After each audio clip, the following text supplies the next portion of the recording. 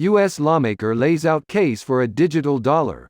It is now time for Congress to begin the process of considering and ultimately passing authorizing legislation for the issuance of a U.S. CBDC, said Representative Jim Himes.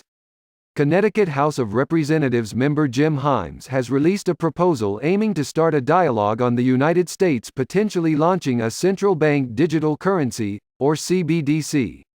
In a white paper released on Wednesday, Himes urged Congress to begin exploring the rollout of a digital dollar issued by the Federal Reserve to prevent the government from falling behind in innovations in financial technology.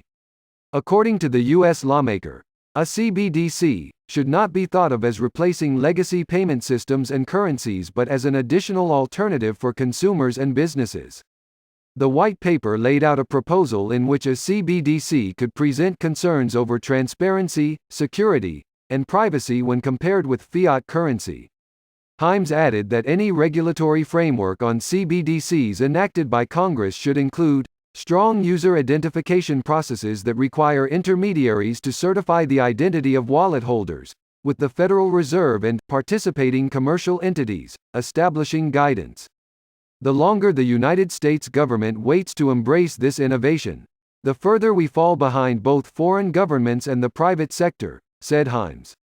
It is time for Congress to consider and move forward with legislation that would authorize a U.S. CBDC. Different agencies and departments within the U.S. government have explored the possible effects of a digital dollar in the event officials decide to launch one. In May, the Fed released a report concluding that monetary policy implementation from a retail CBDC are highly dependent on the initial conditions of the Federal Reserve's balance sheet. Among lawmakers in the United States, Himes has often pushed for congressional action on cryptocurrencies, specifically in regards to the technology being used for Russia potentially evading sanctions, and introduced a section of a bill which many criticized as giving the Treasury Secretary unchecked power over certain crypto transactions.